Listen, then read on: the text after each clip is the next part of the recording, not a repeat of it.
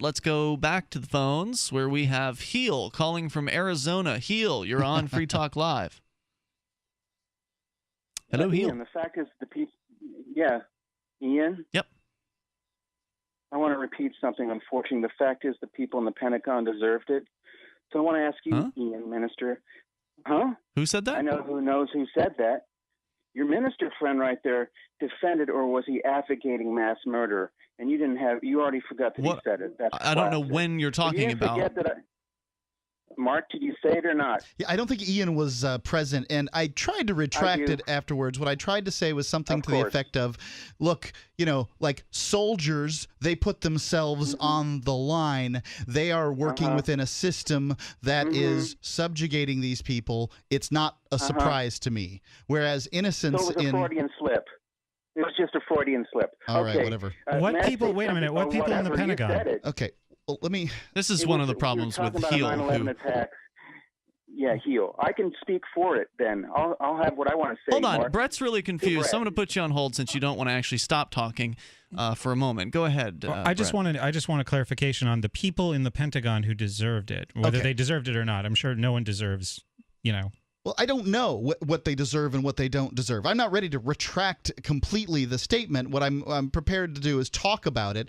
Is let's compare the people who died in the World Trade Center, who largely were innocent civilians who had no real concept as to what the United States government's doing and have not, put the flag on their right shoulder or left shoulder, whichever side it goes, I don't know, and said, I'm on that team.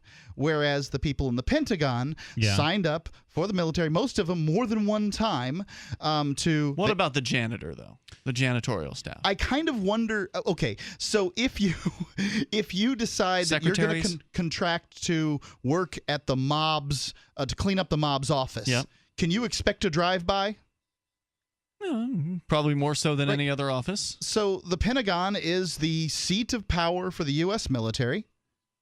Right? Yep. The U.S. military is the organization that's being used as security for the kings and dictators in the Middle East, i.e. Yemen and Saudi Arabia. So I mean, I'm just looking in retrospect here, and so what we can see is that the 9/11 bombers were largely claimed to be from Yemen and Saudi Arabia. Yeah. And those people pretty mad at their rulers in many cases, and if you want to get rid of your rulers, you're going to have to get rid of the United States in the process, right? So do you think that the people in the Pentagon signed up to put themselves in harm's way because of the actions of the United States government? Just to elucidate, the people, most of the people who were probably in the Pentagon who were killed by whatever happened there were probably accountants. That was the part of the building that got hit was actually, so they might have been civilians. Right, they might have been non-military personnel. I understand, but is it a military building? It is a military building, yeah. So I don't know. I assumed does that mean those people deserve to die? I don't know what deserve means, man. Is that what you said, though? What does deserve? I'm not. Okay, I need a quote, but I'm sure I said something very close to it because I was kind of in one of these heated situations where I'm trying to compare the one building to the other. Yeah, I have to say this sounds like a Sunday show. I don't think I was there for that. But I don't think you were. I understand what you're saying. What you're saying, even if deserve isn't the right word, what you're saying makes sense. That obviously. The Pentagon would be a more high-value target. I don't think a soldier deserves a bullet in the head from somebody in the Middle East because he put the patch on his shoulder. Right. But what do you think that the people in the Middle East, many of them think about a government that claims to be of the people that then subjugates them? Don't you think that they believe that their soldiers bear some guilt? Let's go back to Heel. He is back on the line here. Go ahead. Anyway, I don't know about the veracity of Glenn's claims about ISIS, just that I know that Glenn was not talking about Muslims for liberty, who will, rather than even referring to the ISIS claim at all, those men in black, maybe or maybe not, are engaging in commanded genital mutilation of women in Mosul. He just engaged in ad hominem attacks right off the bat and alleged it's just all Jewish propagandists, Adelson, Gaffney, et al. And I have no idea what you're talking about. Well, you're talking about what Will said. You don't listen to anything because you smoke too much dope. You literally do. But Will literally alleged that all the claims made by Glenn were because of people that are in their underwear at home blogging on behalf of Jewish propagandists and are getting money from the government and from Homeland Security. Will is a piece of black trash. I'll say that to his face. Excuse me? What is black trash? What is black trash? He's a piece of black trash. What does that mean? What does that mean? Are you trash? You know what white trash is, Brett, right? You grew up around a lot of it, didn't you? Are you alleging that Will is not Caucasian? I'm alleging that Will I grew up in a very Republican neighborhood, I'll have you know. He's a liar. Very good, Brett.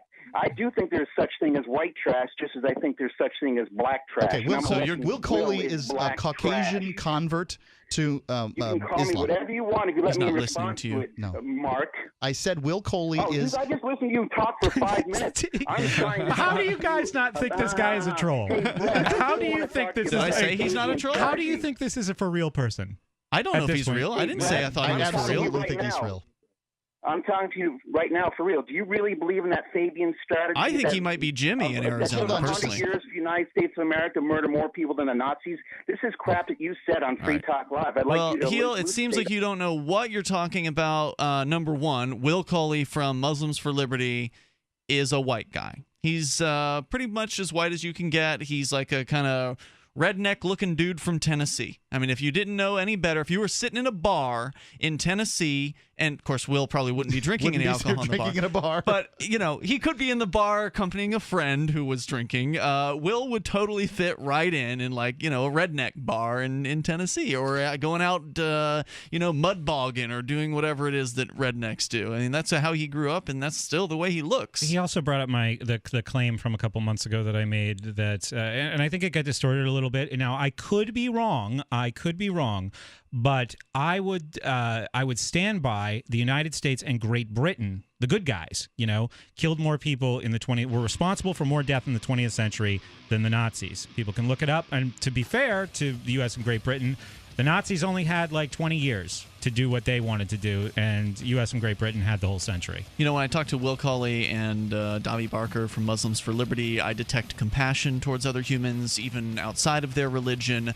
And when I talk to James, a.k.a. Heel, in Arizona, I don't detect compassion at all. So I know who I'm siding with. More coming up here on Free Talk Live. Thanks for the call, Heel. That's a fallacy. Free Talk Live, 7 nights a week from 7 to 10 Eastern, live on the Liberty Radio Network at LRN.FM.